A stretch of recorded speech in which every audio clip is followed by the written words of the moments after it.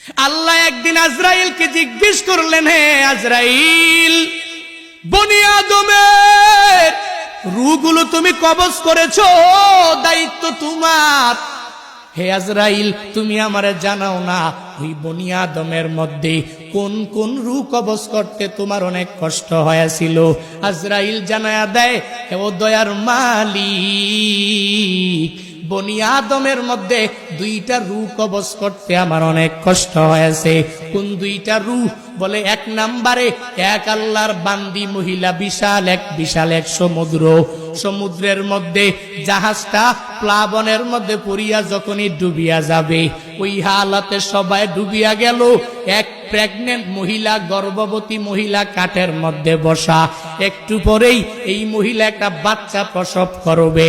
তোমার কুদরতের কারিশমা, ওই কাঠের উপরেই আল্লাহর বান্দির একটু পরে প্রসব হয়ে গেল।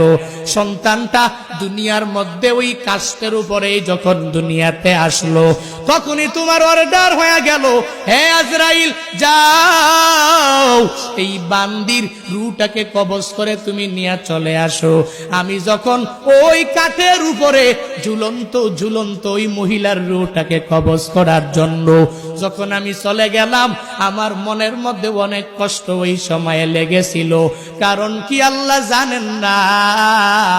কারণ হলো এই কাঠের মধ্যে যে এই বান্দি সন্তানটা, ওই সন্তানের কি উপায় হবে, কই যাবে? কারণ দুনিয়াতে তার মা থাকবে না। মা ছাড়া সন্তানেরা যেই পরিমাণ পাগল পারা হয়ে যাবে, হে বান্দারা, ওই হসপিটালের বেডের মধ্যে গিয়া দেখবেন, ওই জায়গার মধ্যে কত মায়েরা ডেলিভারির সময়ে দুনিয়া থেকে বিদায় নিয়ে চলে গেল।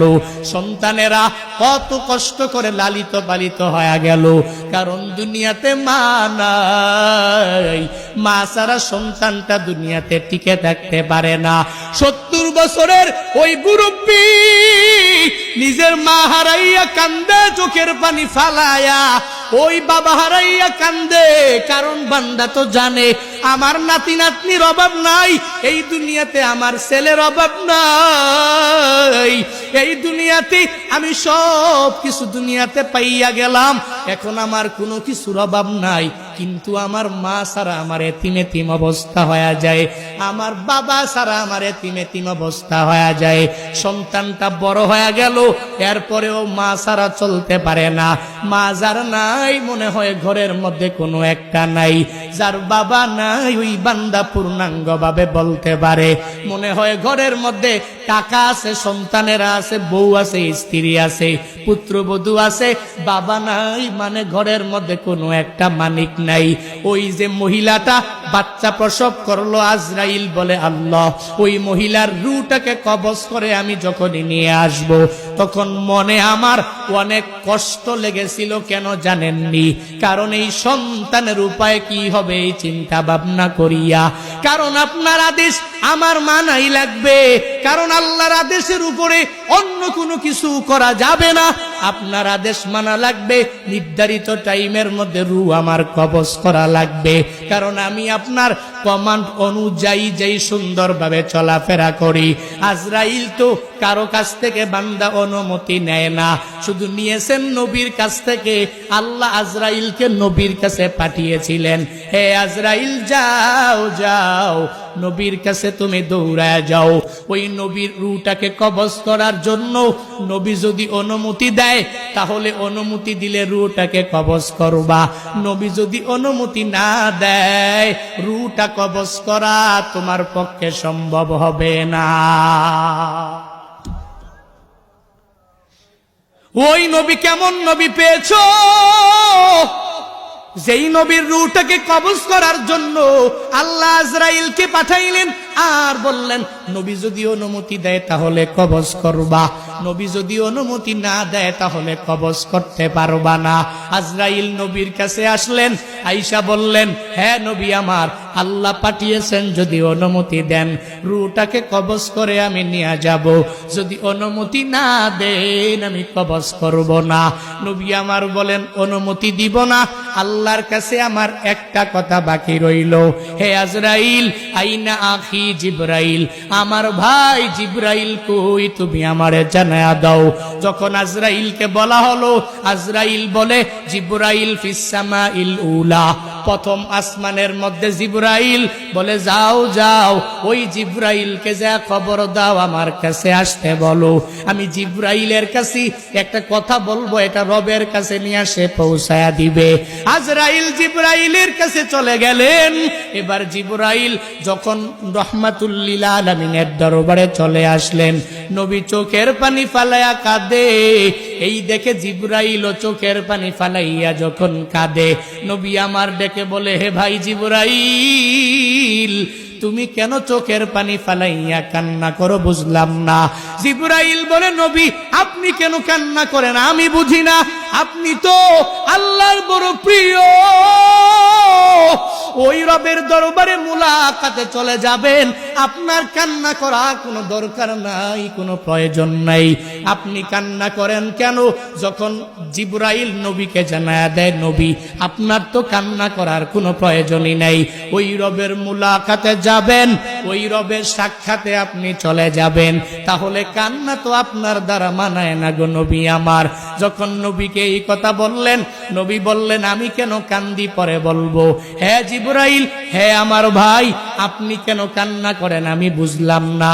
জিবরাইল দেখে বলে, পয়গম্বর, আমি আপনার কাছে একবার দুইবার তিনবার পাঁচবার ওহী নিয়ে আসছি, ব্যাপারটা এমন না। আল্লাহ আমারে নিযুক্ত করেছেন 1,24,000 পয়গম্বর, এই সব পয়গম্বরের কাছে ওহী নিয়ে আসার দায়িত্ব আমার। আমি সবার কাছে অনেকবার আসি নাই, কারো কাছে 10 বার, কারো কাছে 20 বার, কারো কাছে 50 বার, কারো কাছে 100 বার, কারো কাছে 200-300 বার আমি ওহী নিয়ে আসলাম। কিন্তু হে নবী, আমি আপনার কাছে যে আসলাম, আপনার কাছে আসছি একবার না, দুইবার না, 500 বার, 1000 বার, 2000 বার নয়। আমি জিবরাইল হইয়া আমার মাওলার পক্ষ থেকে ওহী নিয়া আপনার কাছে আমি এসেছি 24,000 বার। আরো জোরে কন্যা সুবহানাল্লাহ। জিবরাইলের জন্য বলে, হে নবী, এজন্যই আপনার দেখে আমার বড় মায়া লাগি, আমি আপনার কাছে আর আসতে পারবো না, এই চিন্তা নিয়ে আমি চোখের পানি ফালায়া কান্দি, কারণ আল্লাহ আপনারে উঠায়া নিয়ে যাবে, এজন্য আমি কান্দি। এবার জিবরাইল বলে, হে নবী আপনি কান্না করেন কেন আমার বুঝে হয় না। নবী আমার বলেন, হে জিবরাইল, আমি কেন কান্না করি জানো জানো জানো, আমি তো আমার রবের মুলাকাতে চলে যাব, কিন্তু এই দুনিয়ার মধ্যে আমার যে উম্মতেরা থাকবে, ওই উম্মতেরা আমার জন্য বড় পাগল, এই উম্মতেরা মদিনার জন্য অনেক বড় পাগল পারা, আমি নবীর জন্য অনেক বড় পাগল পারা। আমার এই উম্মতের উপায়টা কি হবে? রবের কাছে যাও আর আল্লাহর কাছে গিয়া জানাইয়া দাও, আল্লাহ যতক্ষণ পর্যন্ত আমার উম্মতের দায়িত্ব না নিবে, আমি ততক্ষণ পর্যন্ত রূহ কবজ করার অনুমতি দিব না। জিবরাইল চলে গেলেন, মাওলার দরবারে যাইয়া আল্লাহর কাছে বললেন, ও মালিক, আপনার পয়গম্বর রূহ কবজ করার জন্য অনুমতি দেয় না। ও আল্লাহ, যদি আপনি আপনার নবীর উম্মতের জিম্মাদারি যদি না নেন, তাহলে রূহ কবজ করার অনুমতি আপনার নবী দিবে না।